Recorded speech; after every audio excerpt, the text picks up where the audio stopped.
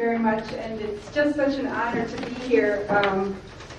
You have no idea what a pleasure it was to spend the last 2 days with you. My acknowledgments go to Steve Stockdale and the board members for inviting me here. You can't possibly have known that my first experience with general semantics was as a 23-year-old at the University of Michigan. When I was getting my master's degree, they thought I could teach public speaking.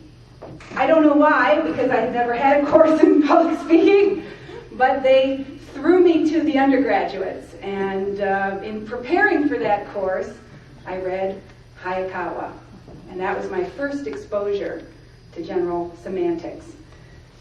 And in the 20 years since then, I have used that text in teaching courses in human communication and media studies. And while never really a member of the general semantics community, I am positive that my ideas and interests in the complex nature of the symbol systems that we use for expression and communication, and the way they work on us and how they affect the way we see the world, have been really influenced by some of the ideas that I encountered there. It's also a little humbling because that list of honorees for this lecture is just so overwhelming. And I'm very honored to count on that list a former professor of mine, Jerry Bruner, who was a teacher of mine at Harvard, and it's just absolutely with great sense of humility. Yes, I guess, that I carry on in some way, because certainly the ideas of Gregory Bateson and Maslow and Mike Csikszentmihalyi and Alan Langer and all of the folks you have honored are people who've had such a very deep influence on my own work. Tonight I come to you with the three hats that I'm always wearing: as a scholar, as a teacher, and as an advocate, an activist. I want to share with you a little bit about my experience in those three arenas as it relates to my lifelong passion for media literacy. And when you hear that phrase, media literacy, you might think, well, those two words don't seem to go together. But because of your connection to, well, the most esteemed media literacy expert that has existed in the 20th century, Neil Postman, you're familiar with the concept, the idea of learning to critically analyze and communicate using the wide variety of tools of symbolic expression that are now part of, well, 21st century American culture. So media literacy is this idea of being an analyst, a critical thinker in responding to media culture, and being able to use tools of technology for purposes of self-expression and communication. In that sense, we have to see media literacy as an extension of the concept of literacy. And these days, there's lots of literacies. There's health literacy, and there's information literacy, and there's cyber literacy, and you name it, there's a literacy for it. But if you think about what the concept of literacy represents, it makes absolute sense that we're now moving to redefine or expand the concept of literacy. So right here in the state of Texas is a good example.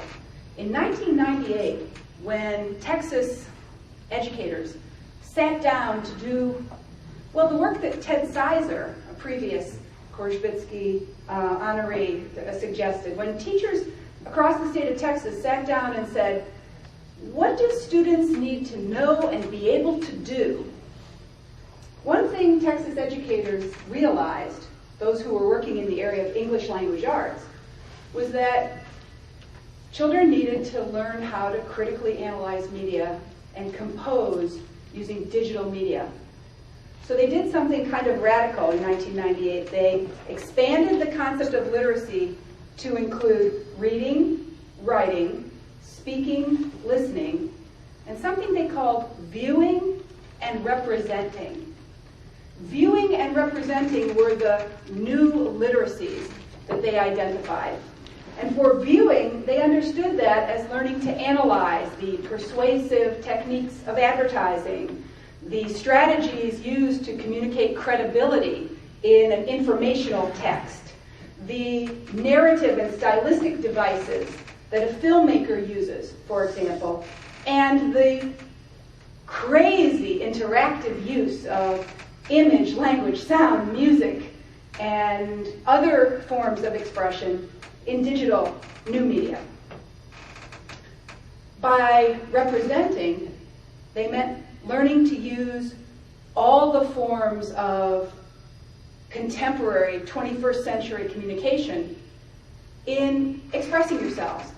Learning to write a letter to the editor, learning to design a billboard, learning to put together a public relations campaign, learning to create a documentary film. In fact, in Texas, in grade 10, students in English language arts are required to put together a 5 to 7 minute documentary, working in a team, learning to use the power of images and language and sound to communicate an informational message.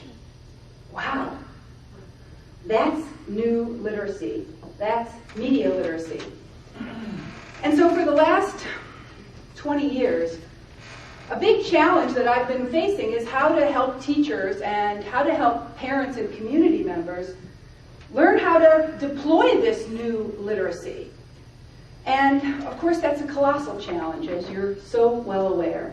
How to translate the powerful ideas about thinking about symbol systems and thinking about communication and expression and their impact on us as individuals and as a culture and as a society into the pragmatic world of the everyday teacher, where the average middle school or high school teacher has 5 preps a day and 130 students and is terrifically underpaid and overworked in what sometimes is a kind of oppressive environment with none of the perks and benefits like a phone, like a working computer, none of the benefits that other professionals might deserve.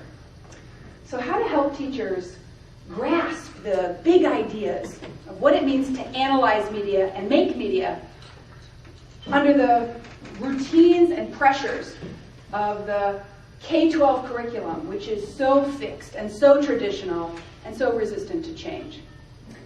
So to do that, I, in some senses, sort of followed in the Korzybskian tradition. I created a model. And so yesterday, I think it was yesterday, when I saw that beautiful model, Carrick had this beautiful model. And I said, yes, that's it, the tradition of model making as a way to help people visualize complex, abstract ideas in a way educators do that all the time. And so I'd like to share with you my model for media literacy, which I hope you find valuable and see as useful, but I think it's a good shorthand way to try to explain what media literacy is if you only have like 10 minutes. So at your table, you see an envelope. And if you take the envelope and pass it around, you'll find my media literacy remote control. So I'd like to go over the remote control with you, if you all can pass it around and take a copy. Does everybody have one? All right, so the remote control, if you hold it, since I'm left-handed, I recommend you hold it in your left hand. I think it works better. In your left hand, hold it with the remote control facing forward. And I'd like to explain to you how this remote control works. You can see that it works with any kind of symbolic expression, with books, the internet, movies, music, video games, newspapers, radio, magazines.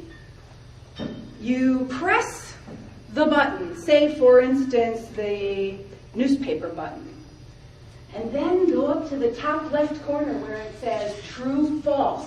Do you see it? It's the reality check button.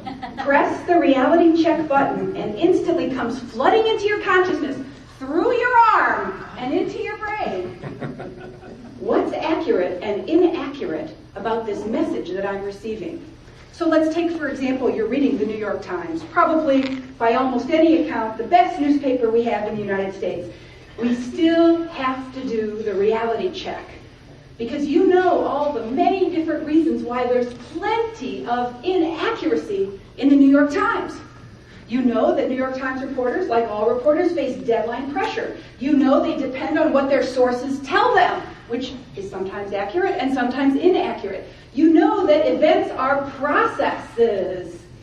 And so what's in the newspaper reflects the best understanding held by reporters at a particular point in time. So learning to be able to distinguish between what's accurate and inaccurate, to be able to deploy the true-false button, is a media literacy skill. Let's take the next button, a button that I think is really critical, helping people be critical thinkers in an information age. It's the private gain or public good button. Do you see it has the dollar sign? Press this button and you instantly get the answer to the question, who's making money from this message? Now that's a vitally important set of insight to gain. When you're reading the New York Times, for instance, you have to realize that for every one journalist in America, there are 5 public relations professionals. Many of them having had extensive training in general semantics. Nothing wrong with public relations professionals. They are communicating the interests of their firms, trying to get out the message that's in the best interest of their company. Journalists are trying to sort through all that and present something meaningful for their readers. But every reader of a newspaper or viewer of a television news program has to have this button constantly in action. Why is the Disneyland feature happening on your local TV news come springtime? Well, because Disney wants people to go to Orlando, and all of a sudden the Disney promos start showing up on our local news shows right about February when we're planning our spring holiday. Now, 100 years ago, when I was an English literature major at the University of Michigan, we never learned about this button. The private gain or public good button, the who is making money. In fact, my teachers created a kind of fancy myth about this button. The myth was that the artist, the writer, the poet, the communicator, well, she was like Emily Dickinson. She was up in New England in her garret, by the light of her candle, making her marvelous little poems, those little gems of humanity that spoke to the preciousness of human experience and the vulnerability that we have in daily confronting our mortality. And when I was an English literature major, nobody told me about Emily Dickinson's publisher, the entrepreneur, the risk taker who said, these poems in the drawer, they're curious, they're interesting, I'll take a risk and I'll publish them. And I may or may not make money. But in fact, all messages come to us within an economic framework. It's not bad, it's not good, it just is. And part of our learning to be citizens of an information age is coming to terms with that reality, that messages exist within an economic framework, and that economics has an influence on what we get and what we never see. So now take a look at the good-bad button. That's the values check button. This one's very, very powerful. This one gets activated a lot for me when I'm watching television, because often I find myself laughing at messages that have really deeply problematic values. Messages that when I think about it, when I'm using my media literacy remote control, turn out being deeply, deeply troubling. Like, for instance, I don't know if you've seen this one recently, but there's this Doritos commercial. It's sort of like, what would you do for a Doritos? And so if you're using the media literacy remote control and On comes a Doritos commercial, and you press the good, bad values check. Wow, the Doritos commercial message says something like, you should do anything for a Doritos. And in fact, the scene, the little story that plays out in the ad, shows two adorable teenagers running over a little old lady on their way to the Doritos, and she like tumbles over the front seat of over the windshield of the car in a very humorous way. You can't help but laugh. It's so funny the way she tumbles over the car. A Dorito, it's a corn chip. And the message is clear, you know, through humor, we can cover up deeply problematic cultural values like do anything to satisfy your needs, your hunger. Do violence to satisfy your hunger. It's a humorous thing. We can see the values embedded in media messages when we start paying attention to where they are in the most innocuous commercials, in the films that we see, in the internet sites we visit, in the songs we listen to on the radio. Learning to recognize values messages is a key aspect of being literate. Then there's the read between the lines button. You guys are all about this.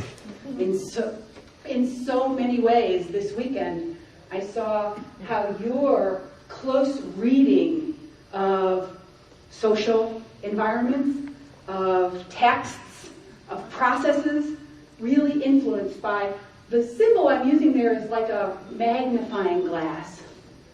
Read between the lines. For me, the read between the lines button speaks powerfully to the way that the issue of identity comes into play. And over the last couple of days, you've talked about identity in ways that are different than the way I understand it. And so I've been fascinated at how your conceptualization of identity, how it informs your understanding about the power of language and symbol systems and expression. And so I can only describe this button by talking about the very simple-minded way I think of the concept of identity. Say, for instance, I'm watching television, and on comes the Maybelline Ultra Lash commercial. Have you ever seen that commercial? Maybelline Ultra Lash. It's a beautiful commercial. It's got pictures of pretty girls, kind of jazzy music, and just 5 words. Longer, thicker lashes, instantly Maybelline. Beautiful commercial. If I'm using the media literacy remote control and I press the read between the lines button, I instantly get the subtext. And the subtext is, you'd look better if your lashes were longer and thicker. Now think of how insulting that is. Imagine if the commercial actually said that. You'd be furious. You would be insulted. But advertising is built on a problem-solution structure. Neil Postman wrote to us about this 20 years ago. The solution is the product. The problem is not stated directly. You create the problem. You build that problem in your mind. And from advertisers' point of view, that's just exactly the kind of inadequacy and inferiority that keeps you consuming. Now, for my 2 teenagers who are growing up in the 21st century, they have conflated the idea of consumption and identity. For them, to be is to buy. And for them, it is so closely intertwined and woven in their psyches that a big part of our work as a family is to sort of push those apart and disentangle them for them.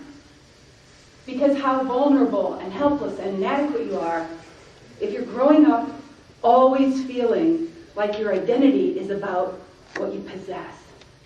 And how much we need to reshape those cultural values by giving people some tools for recognizing that conflation of ideas.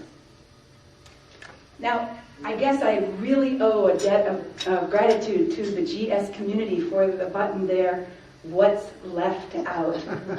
And you might imagine my just delight this weekend, or this last few days, as so many times Wendell Johnson was quoted, all these people saying, what's left out? That's an important question. I was like, wow, it's so true. That if you think about it, one of the best ways to see the biases and points of view of a media message is to notice what's not there, what's not being presented. So learning to see point of view is enhanced when we ask this what's left out question. And finally, there's my favorite button. It's record save for later. If, let's just say, wouldn't it be cool, I took the remote control to the guys at MIT and I said, come on, make me one of these for real. Because I could sell it, right? Think of it. 4 easy payments, call the 1-800 number, I'd throw in some Ginsu knives, all right? Because, you know, in the United States, we like to believe that buying things is a way to solve your problem. So you have a problem, you're not media literate, buy the technology and voila, your problems are solved. If there were only one button that the MIT guys could provide for me, I'd ask for the record, save for later button. You know why? I don't know about you, but I am drowning in too much. I have too much voicemail, too much email. When I go to the Barnes & Noble, do you know that the average Barnes & Noble has 50,000 books in it? Then there's Amazon.com, right? Then there's eBay. Then there's all those blogs and websites I'm supposed to be paying attention to. I am drowning in too many choices. Too many choices of entertainment, too many choices of information. I only have so much time. The scarce resource in an information age, human attention. So the essential skill for being media literate in an information age is learning how to deploy your attention, how to choose what's worth paying attention to. And if you think about it, we just don't do a very good job of helping children and young people sort through that challenging task. In fact, we're all seduced by the digital media, the visual media, the electronic media, which tells us what to pay attention to. If it jiggles, if it bounces, if it spins, if it has sex, violence, children, animals, or UFOs, the definitions of sensationalism, we'll pay attention to it.